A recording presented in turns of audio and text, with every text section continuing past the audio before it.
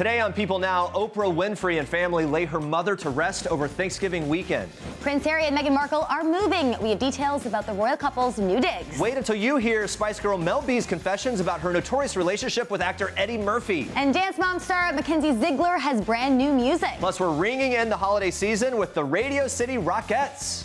5, 6, 7, 8. 1, 2, 3, 4. Yes.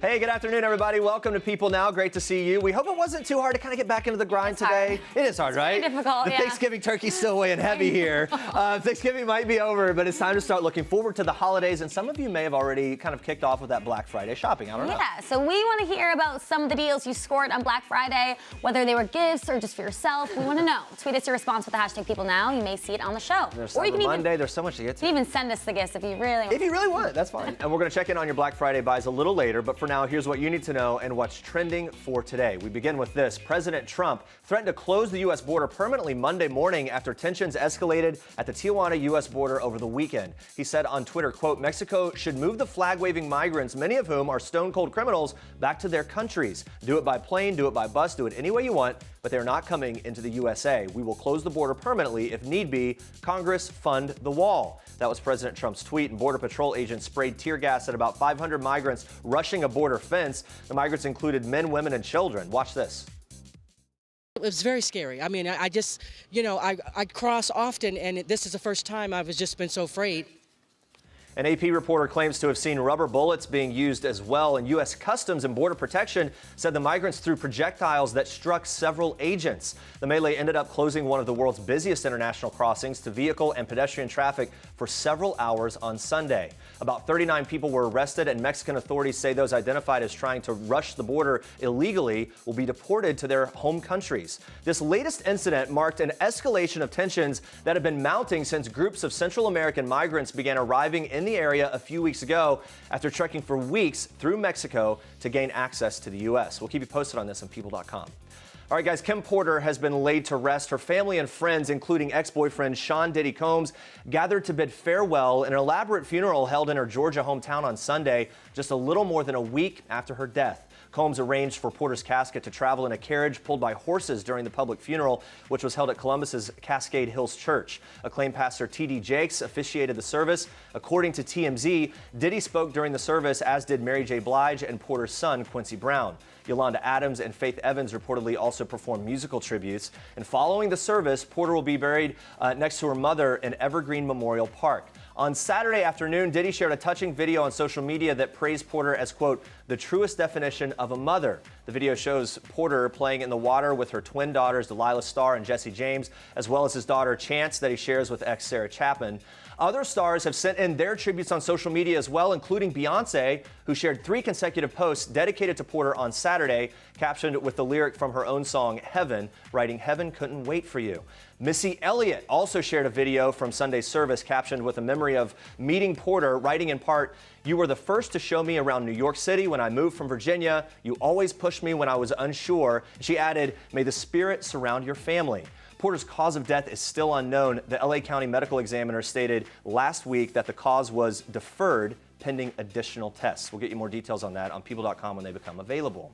Some sad news here as well. People just confirmed that Oprah Winfrey's mother, Vernita Lee, died on Thanksgiving. She was 83 years old. Lee was born in 1935 and worked as a housekeeper in Milwaukee, Wisconsin. She's survived by Winfrey and daughter Patricia Amanda Faye Lee, who she gave up for adoption as a baby but reconnected with years later. Vernita Lee had 2 more children who have since passed, Jeffrey Lee, who died in 1989, and Patricia Lee Lloyd, who died in 2003. The media mogul posted to her Instagram on Thanksgiving Day, but has stayed off social media since. A spokesperson for Winfrey confirmed her mother has already been laid to rest in a private funeral. Of course, our condolences to Oprah Winfrey and her whole family there. The Duke and Duchess of Sussex are officially starting a new chapter, and no, not just with a new baby, but with a new home. People has a look at the new digs. In a statement released to People, their offices stated that Meghan and Harry are moving into Windsor Castle's Frogmore Cottage and out of Nottingham Cottage at Kensington Palace, where they've lived near Prince William and Kate Middleton. The move comes weeks after it was revealed the royal Fab Four were considering breaking up their joint court, as they call it. Frogmore is a 10-bedroom cottage with lush vegetation surrounding the property, a step up from the 2-bedroom apartment that the couple uses now. Still, the cottage will apparently need some renovations as it's currently divided into 5 units as a home to the palace staff. Now, the royal couple's updated residence was first reported by The Sun. The paper says it will feature a nursery, space for a personal gym, and yoga studio. Sounds very nice. We all know Meghan's a fan of the yoga. The palace states although their residence is moving, their official office will remain at Kensington Palace. Windsor's located about 30 miles west of London and is a special place for Harry and Meghan. It's where the two were married in May, of course, and Frogmore House is where their evening reception took place. The Sun adds the couple plan to move into their new home early next year, which is just in time for their royal baby's arrival in the spring. Sounds awfully nice. Well, the late Aretha Franklin's Detroit home is officially off the market. According to public records, the 5,600 square foot brick mansion sold for $300,000. The Queen of Soul purchased the house back in 1993 and almost lost it in 2008 due to unpaid property taxes. Franklin lived in her home for nearly 2 decades before moving to a condo in downtown Detroit during the last year of her life. Her condo is currently on the market, and the asking price for that, $800,000. The iconic singer passed away earlier this year at age 76 after battling pancreatic cancer. The Associated Press confirmed shortly after her death that Franklin did not leave any sort of will or trust behind. According to a lawyer, Don Wilson, quote, "It just didn't seem to be something that she got around to."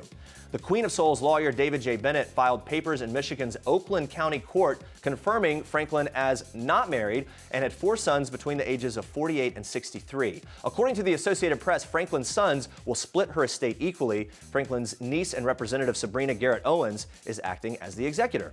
And Andrea, you have even more for us today in Star Treks. I do. We are kicking off Star Treks with brand new music from a very talented teen. Every day, every day, every day is better than yesterday. Mckenzie Ziegler is back with new music on her album Phases, and her song Wonderful was written by a very special family friend, Australian superstar Sia. Might have heard of her. So how did this collaboration come to be? Take a look. I actually just was talking to her about my music, and she was just asking me what I was doing and what I wanted to achieve, and I was kind of just telling her that I really wanted to get more into music, and I was like, it'd be really cool if you wrote me a song, like, as a joke, and she was like, oh yeah, like, I'll write you a ditty, and I was like, okay, I don't know what a ditty is, but like, that'd be really cool. And so she wrote me a song, and she recorded her voice on a demo and sent it to me, and I was like, I have to go in the studio and record this song after she sang it. I was very intimidated because obviously she sounds amazing. But I'm really happy with how it turned out, and she's so supportive with everything. Can you imagine Sia writes you a song at age 14? Must be nice. And music isn't the only thing on this teen's plate. She's in the final 4 of ABC's Dancing with the Stars Junior. Now, we've watched Mckenzie and her sister Maddie dance since they were little, but how is this different? Listen to this. My dancing experience was so different to what I had to learn to, like, I literally had to forget everything from dance. Like, my teacher taught me to stand with my feet, like, turned out completely, and if I did, my teacher Gleb would be like, no, like, you need to be parallel, and it literally, like, bugged me so much because I was like, this is not proper, but in ballroom it is, so I feel like I had to, like, forget everything, which some people say I had an advantage, which I don't think I did, maybe, like, for musicality or something, but other than that, like, it was a huge challenge, learning so many dances. And Because didn't you had to learn a certain number in a week, right? Yes. How many dances did you have to learn? Well, since it was all pre-taped, they wanted to, like, do it as fast as we could, so we had to learn 2 dances a week and have, like, 2 competitions back to back, so Friday and Saturday. And so it was really hard. Sometimes I would even learn, like, 5 dances in a week, which was crazy. I love that. It's so crazy that she's only 14. All right, Morning Joe co-host Joe Scarborough and Mika Brzezinski are hitched. According to Vanity Fair, the two tied the knot in a secret ceremony on Saturday at the National Archives in Washington, D.C., and they were pretty keen on keeping the details on the low. Now, Brzezinski told the magazine, "We wanted it to be really small and simple, and not what you expected from Mika and Joe." She added, "We wanted to recognize it more quietly and have the people who are most important to us around us. And you know, our show is a cocktail party every morning." Makes sense.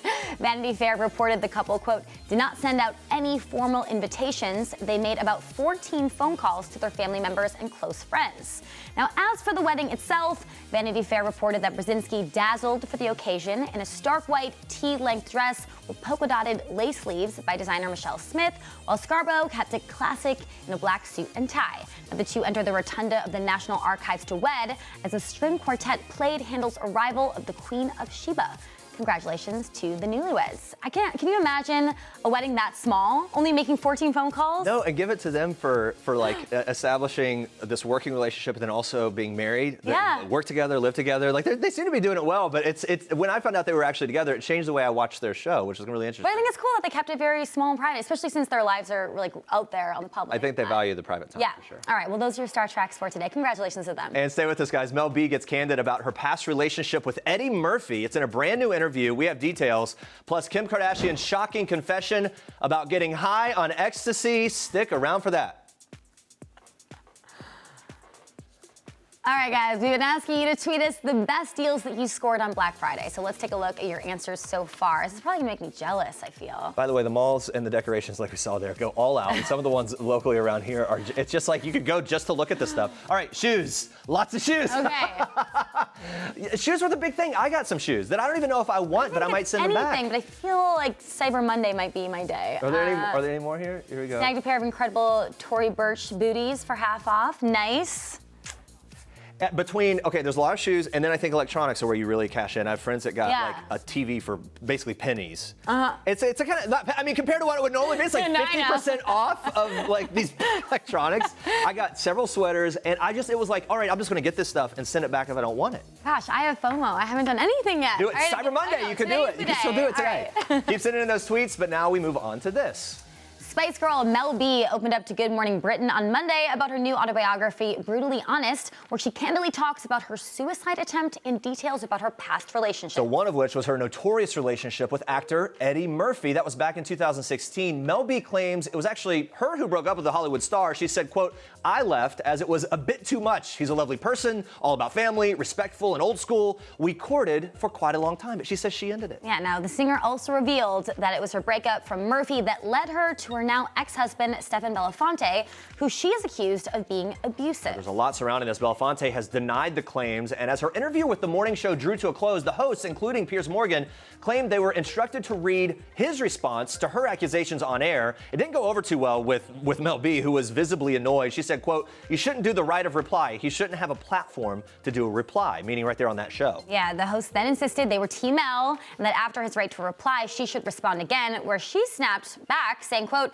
"No, why would I? Why would I get into a spat like that? It is what it is." Whew. The America's Got Talent judge says that she believes Belafonte deliberately targeted her when she was at a vulnerable point in her life. Now, in an excerpt from her book, Given to the Sun, she reveals that her father's death gave her the strength to finally end her toxic marriage to Belafonte. And as for revealing this all in her book, the mother of three told Good Morning Britain, writing the book, it was kind of cathartic and even therapeutic for her in some ways. She says it's a chapter in her life that's finally been put to rest. If you watch the clip too, I understand why she snapped, because that all happened live and she was not expecting it. Yeah. But it's all very dramatic. Can't forget that she knows Pierce pretty well too, so I think she'd be very honest in that situation, maybe in ways that she wouldn't in other places. But she was not very it was happy. heated. Check all that right, out. Moving on to this one. Buckle up for this one. All right, Kim Kardashian is opening up about her wild past. So on Sunday's episode of Keeping Up with the Kardashians, the mother of three reminisced with Scott Disick and Kendall Jenner about her first wedding, which she revealed she was high on ecstasy for the wedding. That is right. She told Jenner and Disick, "I got married on ecstasy the first time." This was Kardashian's first wedding to music producer Damon Thomas. This was back in 2000. No one even talks about this anymore. I think most people don't even know it. that Right. happened, but it did. She also revealed that the second time she experimented with a drug, she made her infamous Ray J sex tape, revealing, quote, "I did ecstasy once and I got married. I did it again. I made a sex tape. Like everything bad would happen." That was her quote. That explains a little bit, I guess. Kim even says that it wasn't a secret that she was high when the sex tape came out. She says, "Everyone knows it. My jaw was shaking the whole time."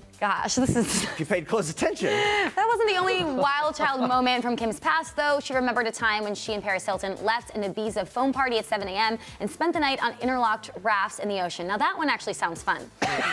Well, it shocked Sister Kendall. She said, "I can't believe that was you," because Kim's a different person these days. Yeah, I mean, nowadays, Kim rarely even drinks, but she says, "I still have fun. Don't get it twisted. I'm always the life of the party." We're simultaneously never surprised by anything she says and always surprised by some of the things. I don't know, that was really shocking, but Especially the wedding part. I'm not surprised about the sex tape being on ecstasy, but the wedding? That's Right? bizarre. Yeah. Get married? Anyway. Anyway, talk about a modern family. We go on to this. It was quite the Thanksgiving dinner in the Johnson, Paltrow, and Martin household. The source tells People actress Dakota Johnson spent the holiday this year with her boyfriend, Chris Martin, as well as his ex-wife, Gwyneth Paltrow, and their two children, 14-year-old Apple and 12-year-old Moses. An insider tells People they all had a great time celebrating together. It works for them. The gathering comes a couple of months after Paltrow married Brad Falchuk and after Johnson faced a false pregnancy report claiming that she and the Coldplay frontman were expecting a child together. Remember when all that happened? Yes. Now, the confusion occurred when strands of pink and blue balloons were spotted at a get-together held at Martin's house, leading to speculation it was a sex reveal party. However, reps for Johnson confirmed to People it was all one big misunderstanding. There you go. Johnson and Martin have been dating for over a year. Although the couple has been pretty private about their relationship overall, the 29-year-old broke her silence to Tatler saying, quote, "I'm not going to talk about it, but I am very happy." And as for the menu for this year's feast, we're very curious what Goop founder Paltrow whipped up. I love that they all can come together as one big family. I think for the sake of the kids, it works. It is just weird to hang out with your boyfriend's ex. I would love to be the fly on the wall, not for the food, but just for that conversation. Like, how does that work for them? I don't know.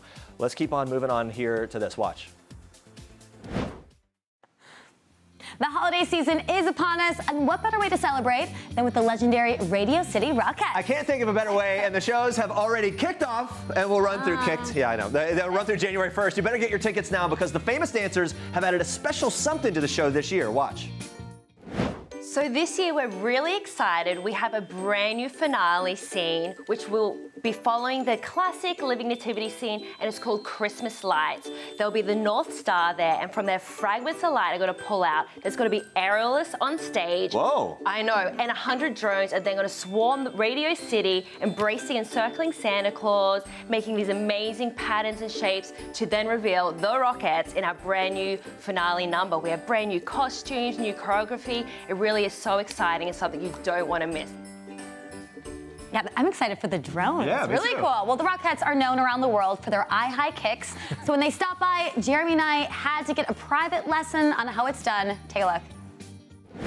Okay, so we're gonna start in a right bevel. So you're gonna bend that right knee, and you're gonna cinch that knee over. Make sure it's crossed over. Okay. Now we're gonna. Perfect. I'm gonna Good teach point, you a secret Jeremy. little Thank hook. you. You're gonna have your right hand up, and your left hand's gonna link and scoop underneath on the lower part of the person. Yeah. Yes. Very good. Perfect. Natural. all I know. Came naturally, didn't it? Because I'm about my core right now. Yeah. Okay, now going into the strut. So you're gonna step on that right foot. You're gonna passe up the left. Then you're gonna kick it out.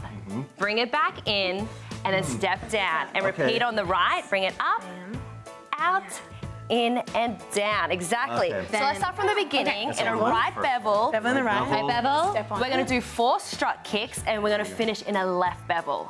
Okay. Up, 5, 6, 7, 8. 1, 2, 3, 4. I'm fire! Okay, don't worry about the end. That's fine. That's fine. That's great. All right, we're taking one last look at our Black Friday themed question of the day. So here are some of the deals you guys scored on the ultimate shopping day. Take a look at the social feed. There we go. I went ham at Target and got a new TV. I told you the electronics. That's where you really save. Target. There's a Target really close to the studio. Yeah, we should go. We should. Okay. Put it We have together. a sneak peek of tonight's episode of People Magazine Investigates on Investigation Discovery. Watch. 911, what's your emergency? My daughter. She didn't make it into school. That was the last time that anybody saw her. She was just gone. It's really hard to believe that happened to one of your friends or something. The police were investigating it as a disappearance with the possibility that she had run away. Because she protected me. I didn't think she had run away. Ashley Pond and Miranda Gaddis lived in the same apartment complex in Oregon City, Oregon. They were on the same dance team at school and hung out at each other's houses. Now, both girls vanished in 2002, just months apart. It is the focus of the new episode of People Magazine Investigates, and Cynthia Sands joins us now to break down the details of this case. Welcome, Cynthia. Good morning. Good to see you here. All right, tell us a little bit about Ashley Pond and all the details surrounding her disappearance. You know, Ashley Pond was just a normal 12-year-old girl. She gets up, she tells her mom goodbye, and she heads to the school bus, and no one sees her again. Wow. It's so crazy. And then what I find really fascinating too is 2 months after Ashley went missing, her friend Miranda also disappeared. So how similar were these two cases? The cases were exactly alike, and that's what really terrified people. Because Miranda had been out there doing a vigil for Alan, you know, to try and draw attention to the case, and then she disappears. People wondered who was going to disappear next. Yeah, it's just a shocking, really devastating story. Ashley made claims that one of her friend's fathers was sexually molesting her. Who was he? There was a guy on the block who the kids kind of thought was the cool dad, and they would hang out at his house, but it turned out he had a really dark past and had been molesting some of the girls. Wow. Absolutely horrifying. Well, Cynthia, thank you so much for stopping by. And you guys, to find out more about this case, tune in to People Magazine Investigates on Investigation Discovery at 10 p.m. Eastern Time. All right, guys, John Mayer and Halsey are back at it on Instagram. Take a look at this.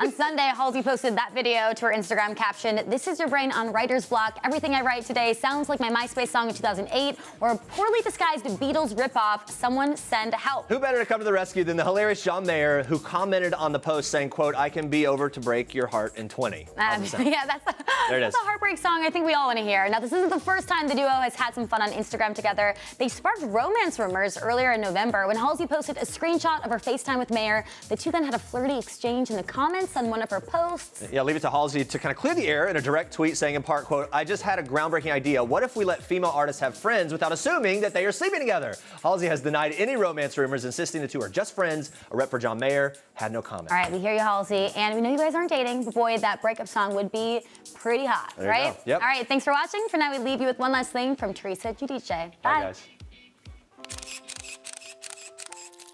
I'm Teresa Giudice. This is One Last Thing. The last song that stuck in my head, I would say One Kiss is all it takes to fall in love with me. Possibilities, I look like all you need. My last girls' night was, matter of fact, last night with my makeup artist and hairdresser, Priscilla and Jennifer. Priscilla gave us both a facial, and then she also massaged us with the Theragun. It felt amazing. The last time I texted Andy Cohen was a couple weeks ago. I looked at my phone, it was October 24th, you know, just reaching out to me saying that he was really sorry about the news about Joe. Love you, Andy Cohen. Mwah.